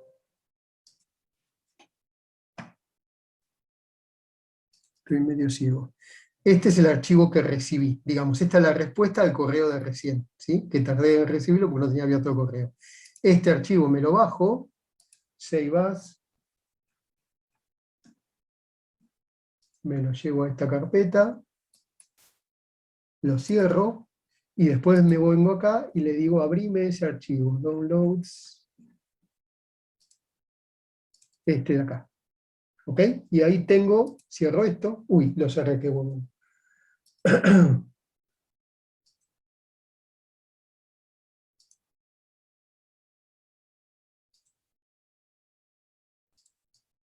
Y ahí tengo direcciones de vientos y no veo la línea de las isobaras. Y esto lo puedo animar a lo largo de las horas y tengo mi carta de pronóstico, ahí pasan las isobaras, ¿sí?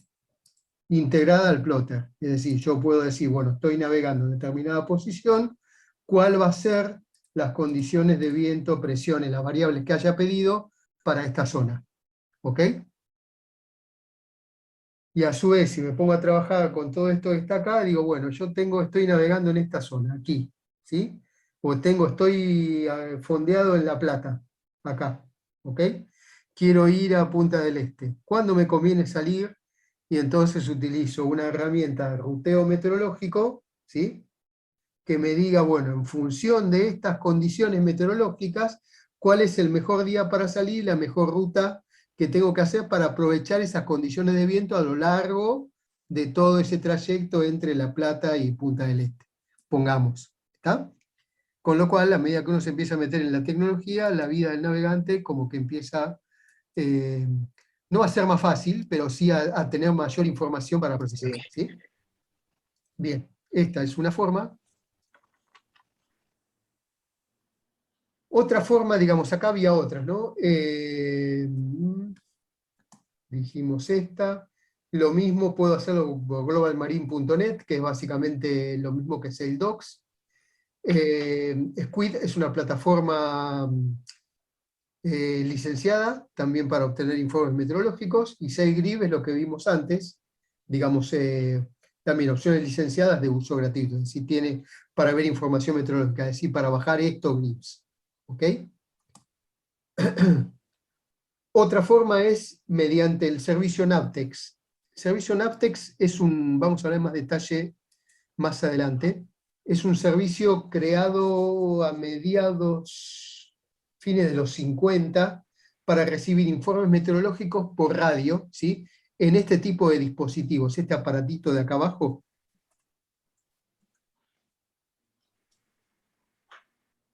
Necesito mi puntero rojo, así se los marco. Este tipo de dispositivos, ¿sí?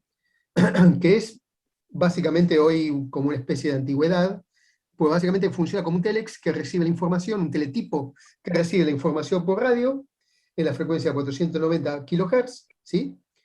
Y que me recibe la información codificada como para verla en una tira de papel. Y después, a partir de esa información, ¿sí? Esto que está acá, esto sería un telegrama Navtex, donde me va a decir, bueno, esto es para tal día, para tal fecha, tal hora, las condiciones de seguridad, esto es boletín de informe meteorológico para navegación en el área naval 6, el área naval 6 es el Atlántico Sur al oeste, es decir, nuestra zona, y acá me da algunas referencias, fecha y hora, quién es el proveedor de la información meteorológica, el National Weather Service, o Servicio Meteorológico Nacional en castellano, quién es el proveedor de la información de hielos marítimos y iceberg, que es provista en este caso por el Servicio de Hidrografía Naval, que la presión está expresada en hectopascales, que los vientos están expresados en escala Beaufort, y después empiezan tres partes que componen el mensaje. Los gale warnings, que son warning de alerta, ¿sí? O alarma, gale tormenta, es decir, alertas de tormenta, ¿ok? Y a partir de acá me da una alerta atrás del otro, warning 164, acá no tengo 163 y no tengo más, ¿sí? Pueden llegar a venir más de uno. En este caso, el 163 para esta zona, que es lo que está marcado acá, dice que tenemos una baja presión de 999 hectopascales, está acá, 999 hectopascales, con su centro en las coordenadas 36 grados sur, 50 grados oeste. Me paso a esto que se llama Canvas, o grilla de navegación, que sirve para construir cartas, ¿sí? Le pongo las latitudes, 40 grados, 36, 35, ¿sí? Y acá 40, no veo nada, ¿qué dice ahí? 50, ¿ok? Entonces, donde coinciden los 36 y los 50, clavo la baja presión. ¿Está? Aquí. Después me dice que esa baja presión se mueve al sudeste, move SE, se mueve al sudeste, ¿sí? DPN, la abreviatura de deepening, en inglés profundizándose, ¿sí? Es decir, bajando la presión, expectativa, digamos, de que se espera que esté en los 43 sur, 39 oeste, aquí, para las 1200 horas del día 26, esto es del día 25, 1200 horas, ¿sí? Entonces eso quiere decir que 24 horas después esta baja presión va a estar acá. Si yo estoy acá, ¿sí? Esta es la flechita de mi barco, entonces ya estoy construyendo una carta meteorológica, dos en realidad, la actual y la pronosticada, y puedo empezar a armar mi estrategia en función de esto, ¿sí? Después esto, si sigo adelante, dice que extiende el CFNT. CF y FNT, la C por cold, frío, y FNT por front. Frente frío desde, y me da tres coordenadas. 3550, 3152, me dio dos acá. 3150, 3552, que son estas dos, esta X de acá y esta X de acá. Esto es el frente frío, ¿sí?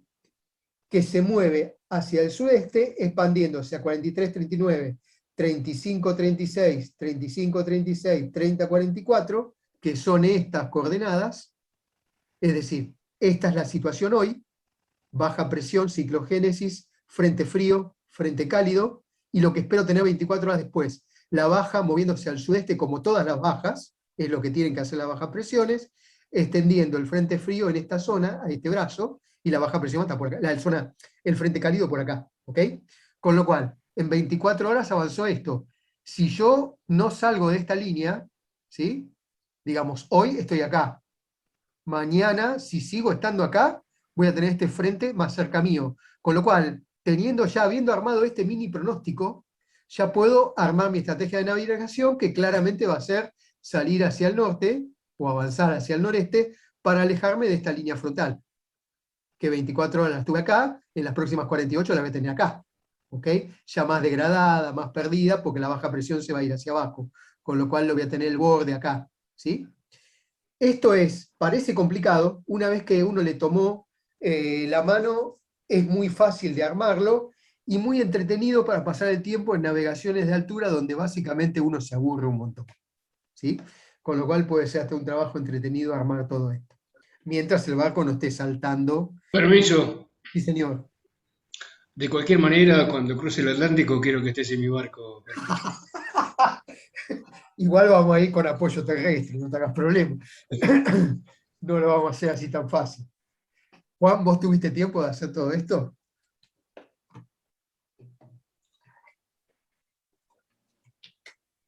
Juan, ¿estás ahí todavía? No creas que en navegación de altura vas a tener demasiado tiempo.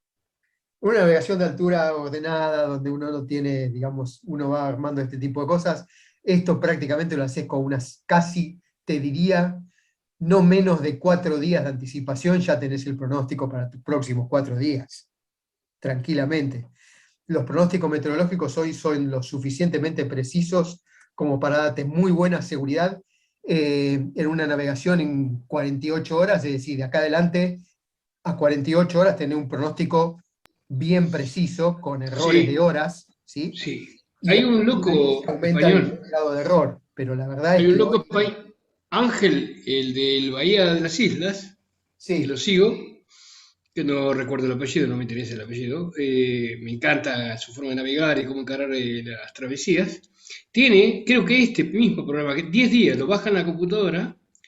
Y cuando llega, hay un punto que no tiene señal, igual lo tiene grabado, tiene bajada todos los días, y se cumple casi al 90% de lo que habían predicho. claro, es que como la mecánica digamos, el movimiento general de la atmósfera es absolutamente mecánico, a lo sumo, si ya está predicho que te va a pasar una baja o te va a pasar una alta presión por arriba, te va a pasar, digamos, no puede cambiar mucho. Puede cambiar el horario en el que va a pasar, 6 horas antes, Sí, 6 tal horas cual. después, pero ya está declarado que va a suceder. Sí, sí, sí, Obviamente, a sí. medida que te alargás en el tiempo del pronóstico, puede haber un error más o menos, ¿sí? Pero, digamos, se va alargando a medida que te vas pasar el pronóstico de a una semana a la siguiente, ahí ya la precisión se pierde un poco.